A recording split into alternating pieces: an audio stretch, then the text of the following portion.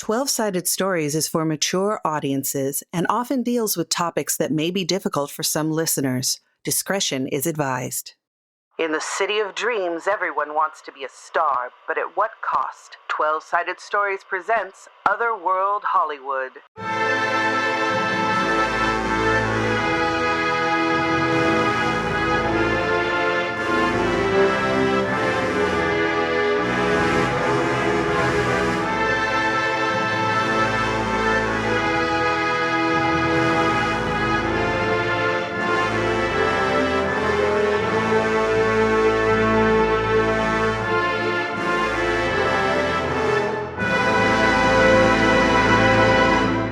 Hello, everybody. Welcome to Otherworld Hollywood, episode number 12. My name is Wes Otis, and I have some wonderful players here with me. Let us start with Lev.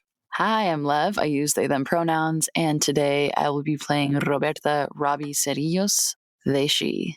Hello, everyone. My name is Candace. My pronouns are they, she, and I am playing Ebony Belafonte, she, her. Hello, everyone. I am Sam Starr. I use she, they, and the occasional they pronouns. And today I am playing Imani DeVoe, who uses she, her. Hey, y'all. I am Mac, and I am going to be playing Lenore Von Mori, who is also known as Cass Richardson, and sometimes just the vamp. Hey, I'm Michelle, and I am playing Belle Bellington, everybody's favorite, loving, sweet gossip columnist. You a lie, you know it. Enjoying the show? Then take a moment to join our Patreon, support the podcast, and get early access to episodes and bonus content. Head to 12-Sided Stories Patreon today.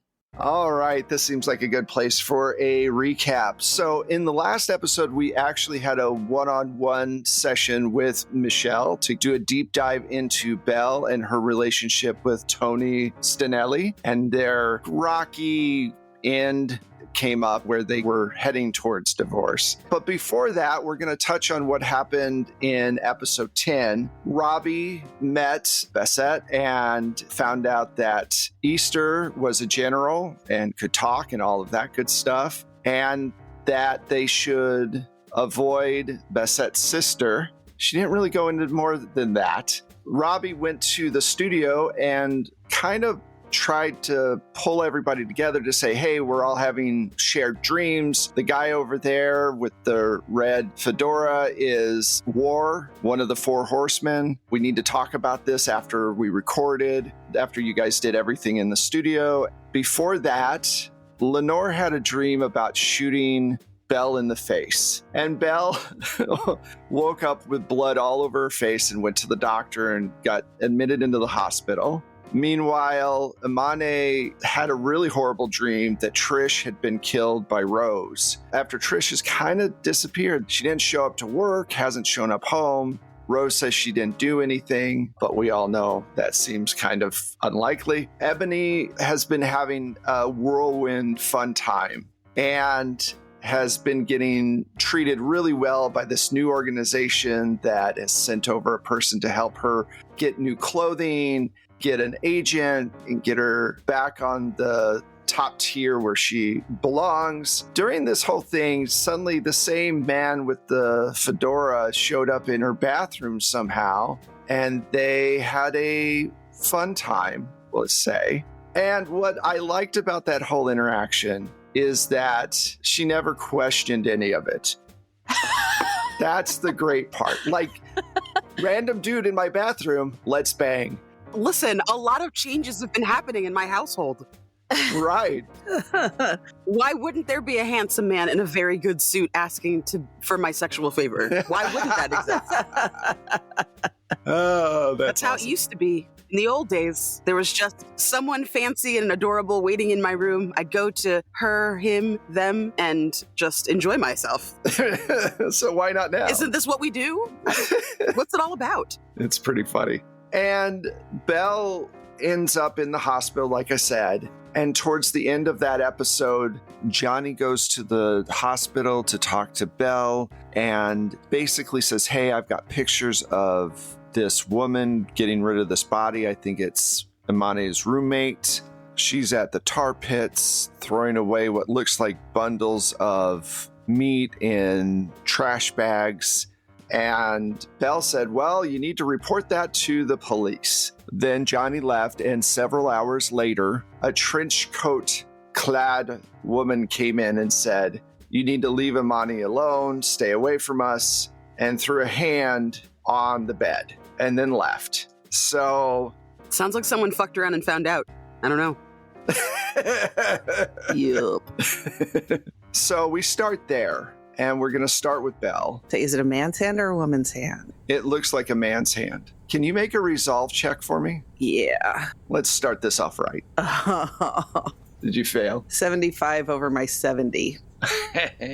All right. Let's see. This needs to be appropriate for the age of the victim. He was so young. You lucky. You only took 2. Okay. So how would you respond? Would you scream? I think I would just freeze and just stare at her. Oh, she left. She just dropped it and left. You're just there with this in your lap. Oh, okay. She gave you a hand. Boo. Get off the stage. Wes. Look at he tickled himself. He's bent over at how funny he finds himself. Tragic. Oh. Yeah. I love it. Okay, is there a phone in my room? Yeah, I'll say there's a phone in your room. I call Tony. Yeah, what can I do for you? Tony, you know I wouldn't call unless this was an emergency. I need you at the hospital right now.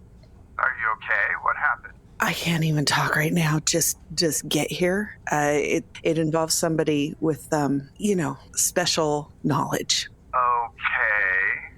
I'll be over there soon. He hangs up. We're going to jump around a little bit. The 4 of you have been at the studio all day, going through the script, rehearsing, actually doing some filming, getting some scenes done. Right now, it looks like a jumbled mess because you film whatever scene out of sequence and later they just put it all together. And so it's kind of hard to tell all the different things. And finally, you guys wrap relatively late. It's 8 or 9 o'clock at night. You've been there for 14 hours of solid work. Robbie, you were the one that was very much like, hey, shit's going down. So once everything stops, how do you try to corral the other 3 and get them to listen to you? Because they were unsure. Robbie's looking for an ally, really. And I think the person that they think is the closest, maybe just based on presentation alone, is Lenore. So I think as soon as shooting wraps, they're kind of like not following Lenore, but kind of like puppy dog, like looking at her and like when she, like if she's having like conversations with other people and just waiting until she's not busy so that Robbie can kind of sweep in and try and get some kind of footing with someone. Oh, Lenore probably heads, like after conversations, probably heads to her dressing room. The door will shut. Robbie will stand on the other side and like raise their hand to knock and then go, no, wait, hold on. They're probably changing. Okay, now, no, wait. Okay. And then like there's multiple false knocks until they finally knock. Come in. Hi. I just wanted to know if you'd had a chance to think about what we discussed earlier. Oh, I really hadn't with everything going on with shooting today and... Right. I can't believe that slipped my mind. I'm sorry. I've had so much... I'm sorry, but can we go over it again? What... The shared dreams, I recall, and war. You've been around for a while. How long has the not in an age way. You've been in the circuit of this city longer than I have. I didn't mean that in an offensive way. I'm so sorry. It's fine. I'm sorry. It's just, like I said, a lot on my mind lately. No, that's fair. I'm so sorry. I didn't mean it that way. I know that intention doesn't really matter, but It's okay. Just calm down. Breathe. What can I do to help you? I guess is what I need to know here.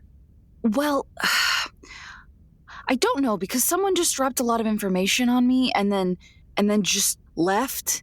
I don't know what I'm supposed to do with it really, which is hard for me. But you've been in this circuit for longer than I have. And how long has this man with the hat been a part of Cuddum? Maybe around a year? Well, have things been different since he showed up? Because Bastet said that he's the horseman of war and violence, and we've all done violent things in our dreams lately. I don't think so. I mean, I'm usually here for such a specific purpose with my show. Right. No, that makes sense. Do you believe me, right? I believe that you believe what you're saying. That's not the same thing. I know, but I also don't have much to go on. And like you said, I've done a lot of stuff, and I've been around a lot of really spooky, weird things, but it's always been pretend at the end of the day. Have you never seen anything you couldn't explain? I mean, Belle comes to mind. I mean, not in a cruel way, not a person who's cruel needlessly. I mean, I've read and studied, and it helps me with my craft. It's something I'm interested in. I can't say that I've really ever experienced anything distinctly, except for maybe these dreams that you mentioned, which is very strange. Bastet told me that they were his dreams. I wasn't having your dreams or Miss Duveau or Miss Belafonte's dreams. I was having his dreams, and that we were all just part of them. Why us then? I mean, violence has to start somewhere, right? I suppose, but why here now? Cuddum Films seems an odd place to start. That is an odd place to start. Why at a film studio? Maybe because of all the mob connections, you know? Maybe because there was already inherent violence, because, I mean, that's kind of reductive of me to say, just assuming that because they're in the mob, that there is violence. But generally with a mob, there's violence, right? Sometimes stereotypes exist for a reason. Right. Well, then maybe that's why you knew that this was connected to the mob, right? Or the mafia. I don't know the difference, really. They've always kind of been used interchangeably where I've seen. To be honest, I've tried not to give it much thought. I'm an actor. I perform. I'm here to put on a show, and then I go home. I don't get involved in the studio politics. That's part of the reason my career has been what it is. But how are you going to change things or make things better or be a part of things if you're not involved in them? Because you're technically involved. They can't do this without you. Look, like I said, I'm an actor. I put on things for pretend and sometimes don't work for the best people, but you do what you have to survive in this industry. I just want to work. I understand that, but I mean, don't you want it to be less crappy? I mean, who doesn't? But what can I do? Well, a lot, probably. You've worked in this industry for a while and you've gained respect and a name and connections. So, you know, you have more sway than someone like me does. Way more than someone like me, because you have like an outward presentation that people give a shit about. And that's what they care about, is my outward presentation, and they care if I'm available to them or not, and they care how old I am, and there's so much that's working against me here, and people don't know that. Well, maybe if they did, they'd want it to change more. Maybe if they understood that, they'd want it to change more, and that's what we're trying to do. That's what Bastet's trying to do. Is she's trying to like fix it, because this industry is like war. Maybe. I don't know. Look, Robbie, you're a good kid, and I want to help you, but I really don't know what I can do in this situation. I'm a TV hostess that loves watching horror movies and reads about the occult in their off time, but I really don't know how to help you. I don't know how to change things. Trust me, I'd love to change things. There's things about me people don't know, but sometimes those are also things that you can't share because people won't understand. Well, how else are they going to learn? How else are they going to understand? If you keep it from them and they keep not understanding, then they keep not learning, and then they keep keeping up the same cycles, and then here we are, you know? Your idealism is noble, but you have to understand what this industry is. And this industry is built on hopes and dreams, but it's all a lie at the end of the day. But it doesn't have to be. If you can come up with something concrete, something you feel is in my power to do, I will try and help you. But I'm one person, and I'm one person where they care about how I look in a tight gown. That's not respect in the way that you think that it is. Don't get in any fights, I guess, then. I'll try not to. It's not really my favorite pastime. And she said to watch out for her sister. I don't know what that means, but... Well, I will keep an eye out for shady characters, but you got to look after you too, okay? If you want to, you may have to make a choice between this industry and idealism, and I hate to tell you that, but that's just the honest truth. I hear you. I'm not going to say I understand because I don't, and I'm used to that, but I'm not ready to give up on it yet. And I admire that. And especially with all the weird stuff that's happening, because I saw a bunch of people on a spike and a person in a skin robe, so... I'm sorry, what? I don't really know what it was. It might have been a hallucination. It might have been a dream. It might have been real. I don't know anymore. But when my apartment got flooded, there was like a whole spike of people impaled on it, and they were screaming, and then there was a dude in a skin robe, and he was saying things, and then I woke up in my apartment being caught by my landlord. Please don't institutionalize me. I know that sounds... Like I said, I'm an actor. I'm not a doctor. I'm not qualified to diagnose you, and I'm not planning on doing it. Sorry. Do you need a hug? Yeah, I would like a hug. I haven't had a hug in a really long time. And Lenore's going to go over and give Robbie a hug. Robbie just kind of melts against Lenore's shoulder. When you give her a hug, everything seems fine for that moment. And then there's a definite knock on the door that sounds menacing. Who is it? There's no answer. I'm going to creep closer to the door and shush Robbie and just go listen. You hear wind, very strong wind. I'm going to knock back on the door. When you knock on the door, it suddenly swings open and all of this air gets sucked out of the room. Papers are flying everywhere and pieces of furniture are getting flung outside. And you both try to grab onto something to steady yourself nearby. Can you give me a dex check to keep from getting swooped out? You too, Robbie, as the air starts to suck everything out of the room. I got a 50 under my 60. I got a 38 under 60. So both of you grab onto something that is stable inside of the room. And as you are holding on, you look over the side and you seem to be at least a few 100 feet up in the air. You can't really tell. Below you is the city, and there are people doing all of this fighting in the streets. You see blood running everywhere, and these long streaks of lightning that definitely seem unnatural. Can you both give me resolve checks? Yeah, even without that, I still let out a scream, but I guarantee you it's a nice Scream Queen siren scream, though. I succeed with a 15. Ooh, I got a 69. Nice. But unfortunately, 69 is over my resolve. Giggity. All right. You just take 3 points. Okay. All of this is happening. Meanwhile, Amane and Candace, what are you guys doing in the studio right now? I think that I'm probably in my trailer pacing just a furrow into the ground. Everything Robbie had to say made way too much sense. And I think Evany is like trying to balance the secrets that she knows from the New Day community with this new reality of meeting someone on Flagrante that is more wrapped up in this than expected. So I think she's walking back and forth. She's kicked off her high heels. She's just like in her stocking feet, wringing her hands and trying to calm down and drinking some sparkling water. Okay, cool. Sam, what is Amani doing during this time? Is after shooting... I think, because I don't think, does Amani have a dressing room? I don't think so. Or is it like a little office closet?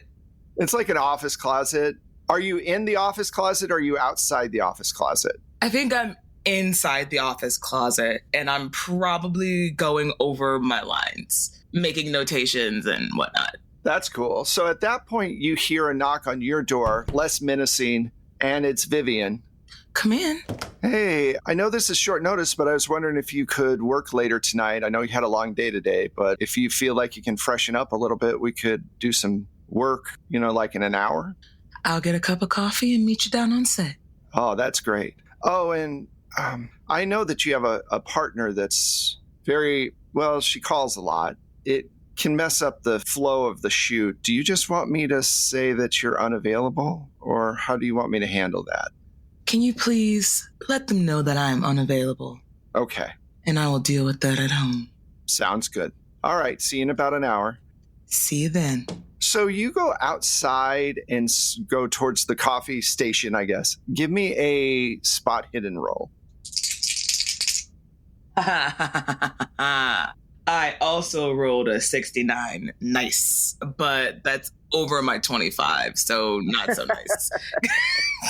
So you walk past everything, you get your coffee, everything's fine, nothing seems out of place. Belle, what do you do with this hand while you're waiting for Tony to show up? I find something in the room to wrap it in. Okay. And I hide it. All right. So Tony shows up relatively quickly. You notice he's got two men with him that stay out in the hallway, and he walks in and goes, "What the hell happened? Why are you here?" Well, it's a long story, but I woke up with blood coming out of my face. So I came to check in, and Johnny was following a lead. Right. And he started following the girlfriend of one of the actors at the studio. And the girlfriend, is taking a bunch of small packages to the tar pits, if you know what I mean. And he gets pictures of it. And I say, hey, with that, just go straight to the police. So I'm in here, and the girl comes in, and she says, hey, it's rude to follow people. And she throws this on my bed, and I show him the hand.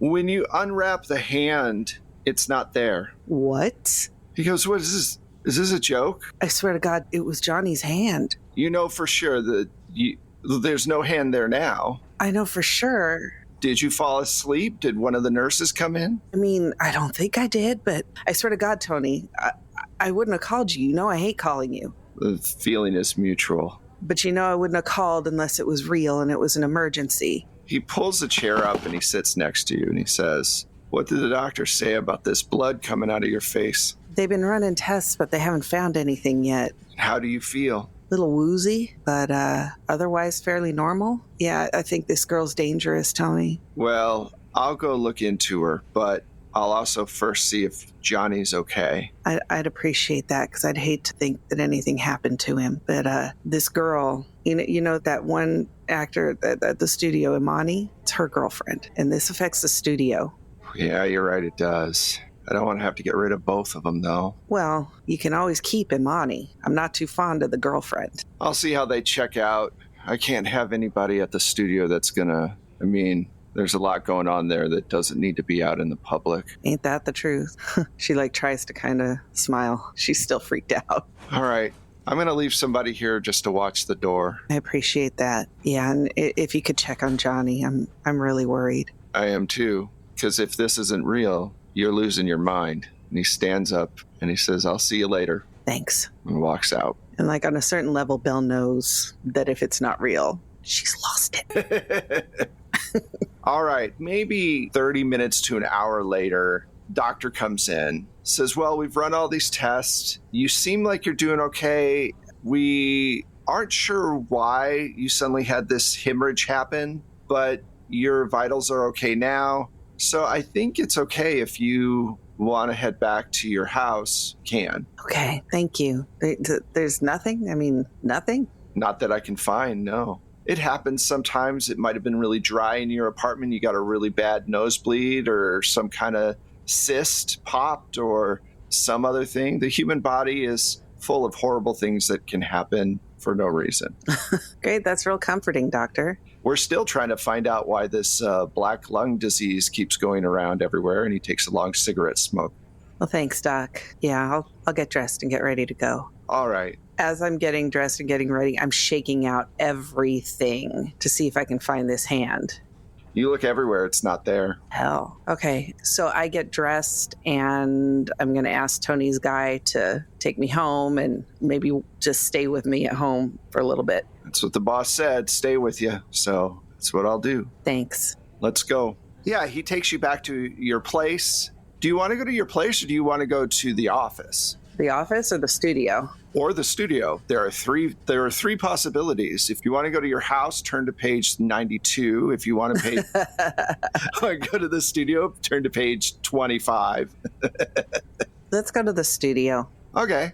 So now let's jump back to Lev and Mac. Lenore and Robbie, you're seeing all of this stuff happen, and suddenly you both wake up in each other's arms on the floor of the trailer, covered in sweat, and the door is shut, and everything is back to normal. What was that? I think that is the proof that you were asking for. Oh my God. What do we do? An excellent question that I don't have the answer to, which is why I was talking to all of you, honestly. I have quite a collection of books at my house about all kinds of topics. Maybe there's something I can look up. Yes. I'm sure I have something that has to deal with war and the Four Horsemen. I mean, it's. Oh my God. That was really terrible. I feel like I should be having a bigger reaction to this, but I've seen things like it a lot lately, so I feel like I'm getting a little bit desensitized to it, and I don't like that feeling. I think not. Do you want to come back to my place and we can see if we can find something? It's too late to go to research anywhere else. So, and also I just I'd like to go home and have a strong drink, I think. Okay. Yes, I would like to help with that. I also feel like I should tell you that I'm staying at Penelope's house right now because my apartment was flooded, and she was very kind and let me stay at her house. She's very rich. Did you know that? Really?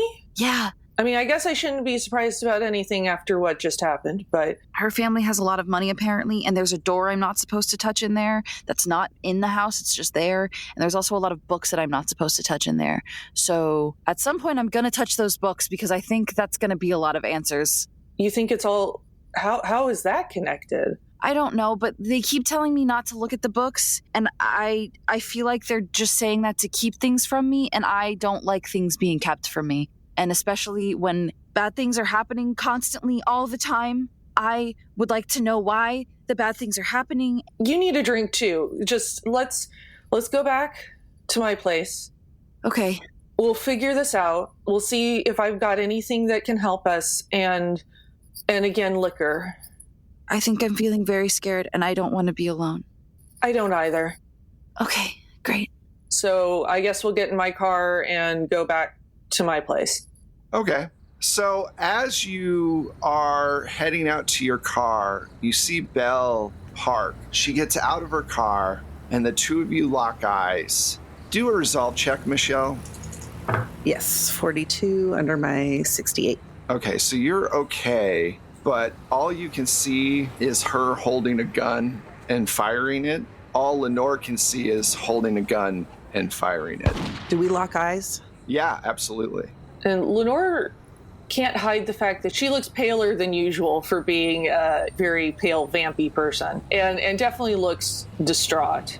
Yeah, I think the look on Belle's face, she's just got this look of probably something Lenore has never seen before on Belle's face, and it's fear. Unless Belle engages with Lenore is going to kind of shake it off and usher Robbie to the car to leave. I'm going to give Lenore kind of a wide berth and head into the studio. Maybe we should talk to her because she's been involved in all of she's been involved in all of the dreams too, and maybe she needs to know too. I think we need to know more before we approach anybody else. Okay. I mean, remember the whole conversation we had about me not understanding? And it's Belle, so I can't say I'm terrifically worried about her at this particular moment. I'll follow your lead then.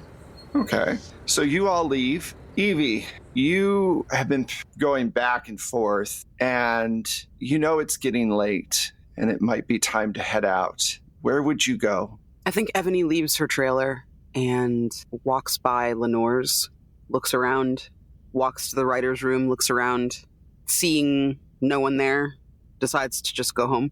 Well, the other person that is there is Imani. She is drinking a little coffee, and then right then Belle walks in and is kind of across the studio from you. On the other side, next to a large steel girder that's in the corner of the building, is the really well-dressed man. And he just tips his hat to you ever so slightly. Not wanting to be rude, I think a little curtsy comes back in response.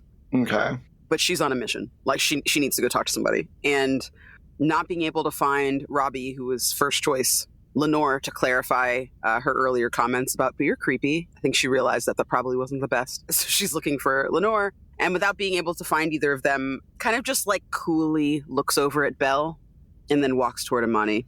That was quite something today, wasn't it? Did you believe all that Robbie was saying? Imani looks for a second and looks at you, and you can tell on her face she wants to say something, but she bites her tongue. And it's just while I am a rather big fan of fables and stories and things like that, sometimes a bit more of the egregious stories have a little bit, what's the word I'm looking for? It is hard to believe. Oh. Yeah, well, I'm a big fan of some stories and fables. There are some with some stretches that I have to take in order to believe, and sometimes those stretches just aren't logical. Yes. They've been under a lot of stress. They have been under a lot of stress, lots of rewrites and new scripts and such. Absolutely. I will say, though, for a little country mouse, you are coming quite far to not still have all those superstitious holdovers from back home. When you look at her face, she doesn't look like she's trying to insult you. She looks genuinely impressed. And the affectation, of how conspiratorially she's kind of leaning, her body language is showing you, she's not just talking about you, she's talking about herself.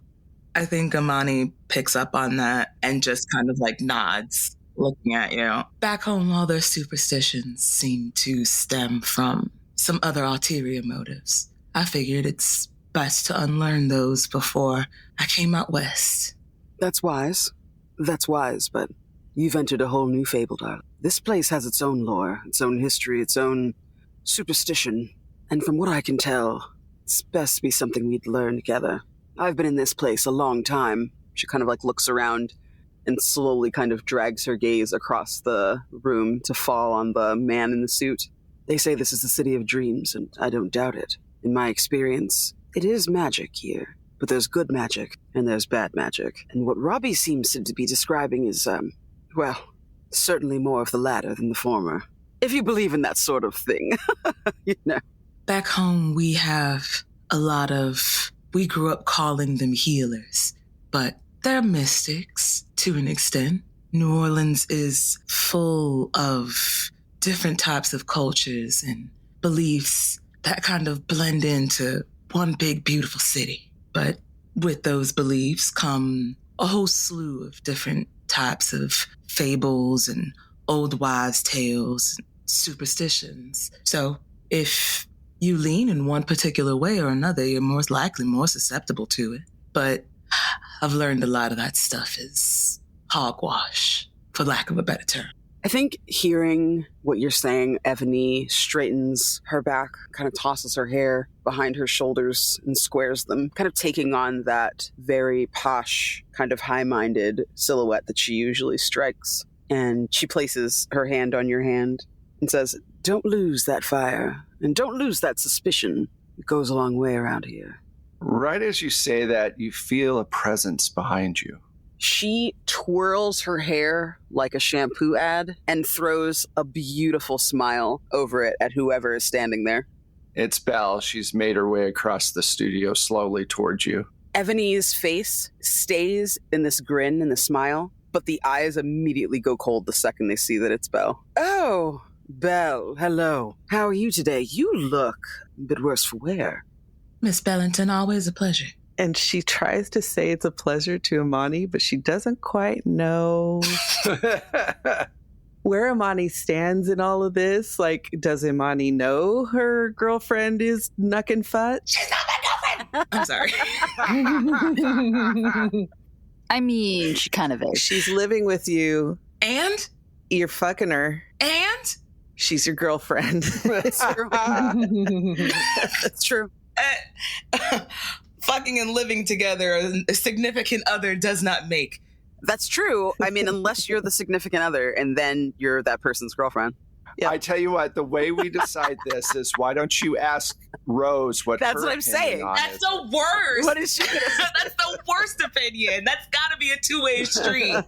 One person can't say yes. Rose, where do you live? My girlfriend's house. Bunny boiler. Anyway, I say, hello, Imani. I'm trying to like plaster a smile on my face. And I say, Evie, do you have a minute? Can I talk to you? Yes, please. Imani, we'll pick this up another time. Keep that head on straight. Absolutely. I'll be in my dressing room. I got some last-minute things to finish up anyway. Y'all take care now. As I turn back to Belle, I've got a very serious look on my face. Like, what do you want? Cut the shit. What's happening? For the first time, because you've known Belle a very long time. Mm-hmm. And for the first time since you've known her, you see vulnerability on her face. You see that she's scared of something, and you notice she's not using her newspaper woman voice. I think the second that she sees this, you get a hand on your shoulder. Her face almost looks surprised that it's there by the time her hand is on your shoulder. Yeah. But it's there.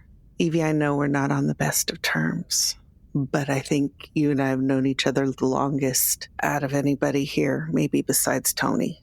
Either some weird stuff is happening to me, or I'm losing my mind. Belle, what's happening? Are you all right? Is everything okay? We aren't on the best of terms, but I mean, this rises above all that. I'm not okay. I woke up and my face was bleeding. I had had a dream that Lenore shot me in the face, and I woke up with my face bleeding. Von Mori? Mm-hmm. And it was just a dream, but the blood was on my pillow.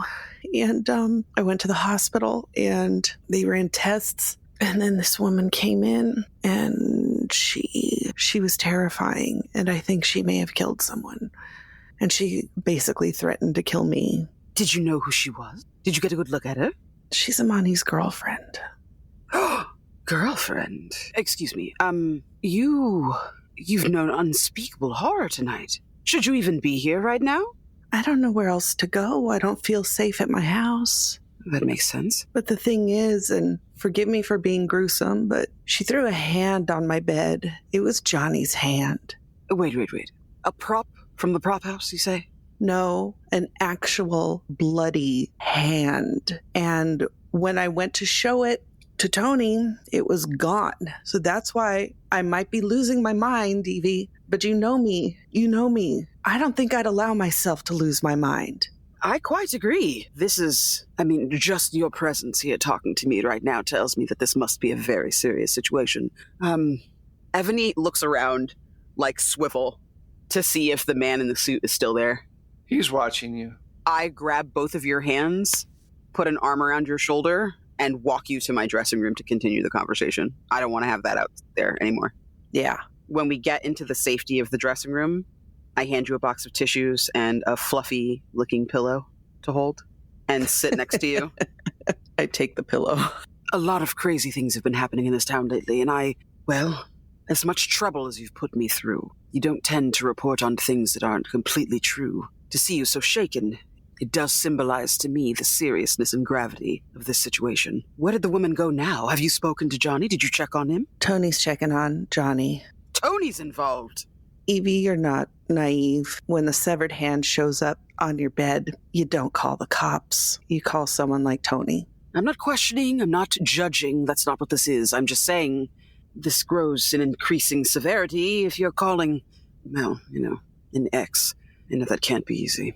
Well, and I feel a little safer because he's got one of his men following me right now so that, in case anything happens. I suppose so, but still. You can stay at my place, but I don't know how safe that even is. I appreciate the offer, but I don't want to bring this into your house, I do No, yes. Have you spoken to the young writer, Robbie? Have you talked to them at all? No, they were going somewhere with Lenore. And I don't know if I'm ready to go anywhere near Lenore right now. Yes, perhaps a moratorium on Von Mori for now. But I do think that you should consider the following. And Evany tells you all about the dreams that Robbie was talking about. Doesn't let go of your hands. Make sure to explain in detail that they've had experiences, not telling you everything that's happened to them, just that they've had experiences. So they were surprised to see Lenore not believe what Robbie had to say. And if they've run off together now, perhaps that's changed. But so far as Evany knows, Lenore was shaken, but also not entirely convinced. So I understand why you'd be scared. I understand why you'd be frightened, why you'd be shaken right now. This is deeply unsettling. I don't know that you could bring anything into my home. It seems I might already be involved. I think, although there's a lot of weird going on around this, the immediate threat for me is less supernatural and more murderous person running around. Would you like me to talk to Imani for you? Oh, dear God, no. No? No. What if she knows? What if... Oh, no. What if she sent this woman? I don't think so. Have you seen her? I'm not saying that she's an innocent or a lamb. I mean, she's got a girlfriend. But I do think that, we've all dated someone that's maybe not been our number one. Even married them, maybe. And she leans in. People do what people do, regardless of how we might feel about it as their partners or loved ones.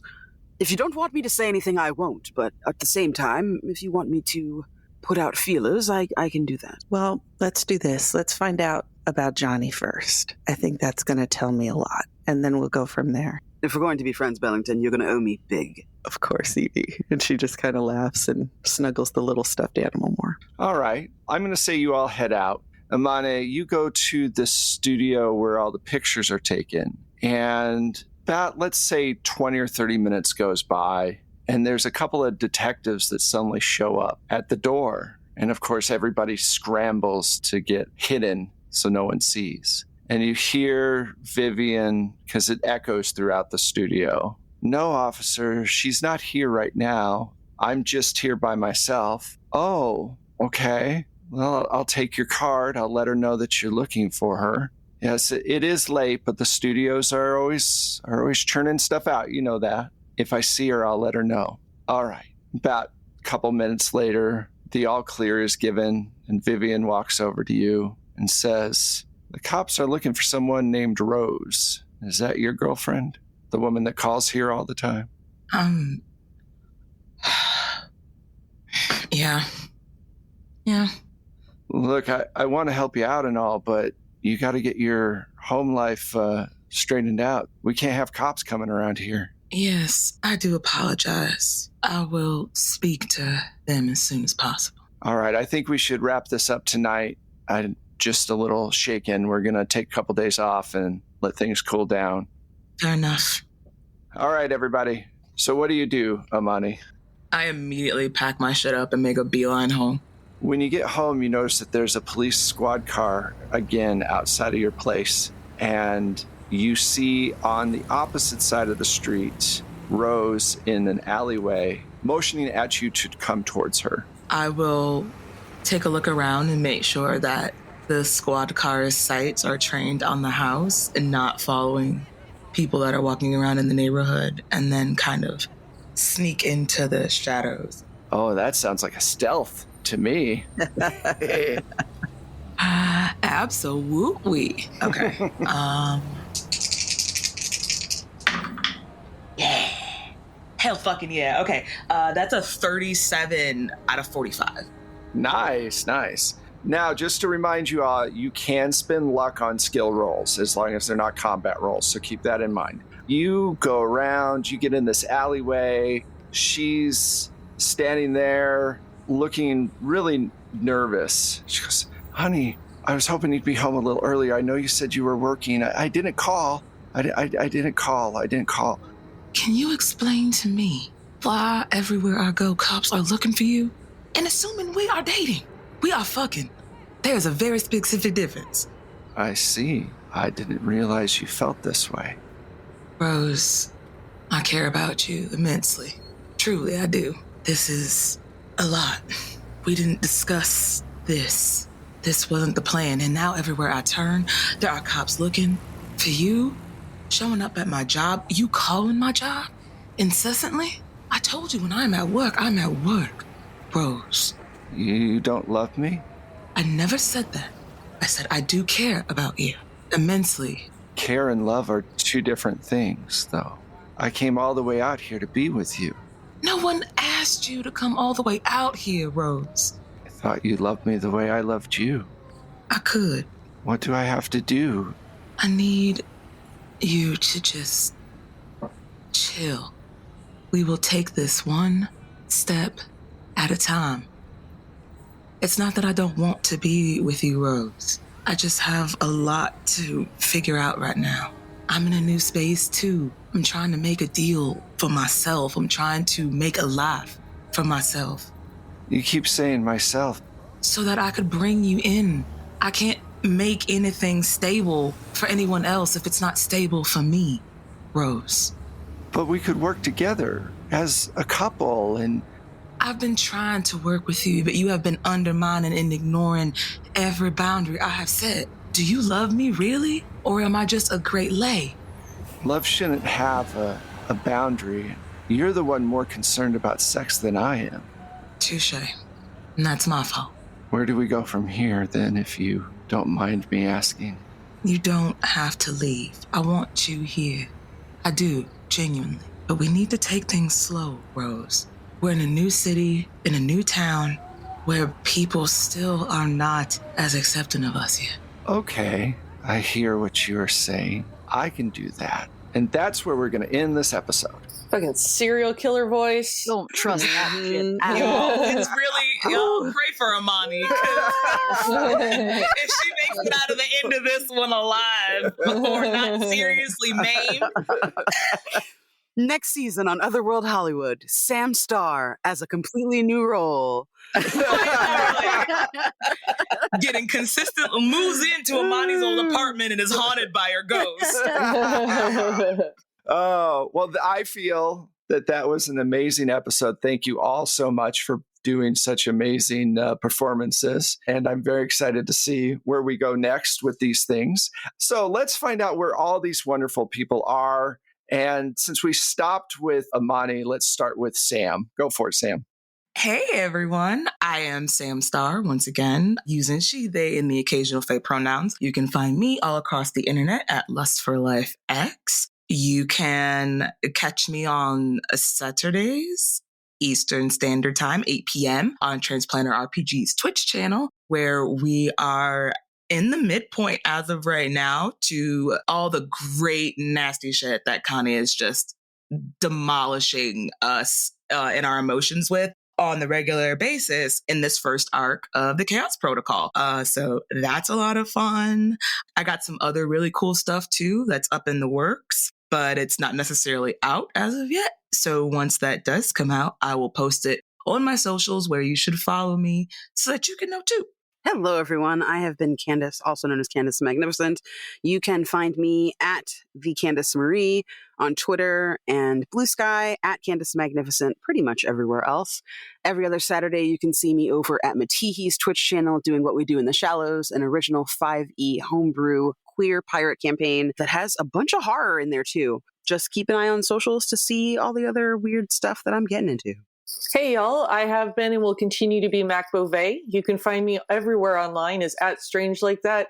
Twitter, Instagram, Facebook, Threads, Blue Sky, Smoke Signals, other platforms that don't actually exist that I'm making up. And also my website. Hey, I'm Michelle, and I am on all the socials at Michulu. That's Michulhu. And you can find my music and Wes's amazing sound effects if you subscribe to the Plate Mail Games catalog through BattleBards. Hey, I've been Lev.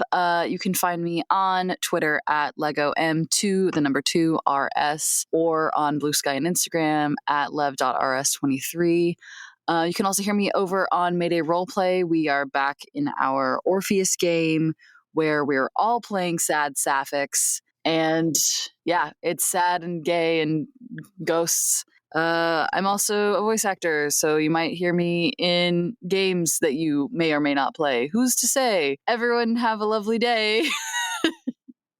And I am Wes Otis. You can find me at Plate Mail Games on all the different socials. You can find the show at 12sidedstories.com, our website. It's all spelled out, all one word. On most social media accounts, we are the number 12 and then Sided Stories. If you want to follow us on Blue Sky or on Threads or wherever, we are there. If you want to help out the podcast, join us over on Patreon, become a member there, get extra content, get early access to stuff. There's some great tiers and some great things going on. Join our Discord if you'd like to talk to us directly, have questions for us or whatever. We'd love to hear from you. Or give us a shout out on your favorite social media or give us a review on your favorite platform. Any of those things are awesome and they help a great deal.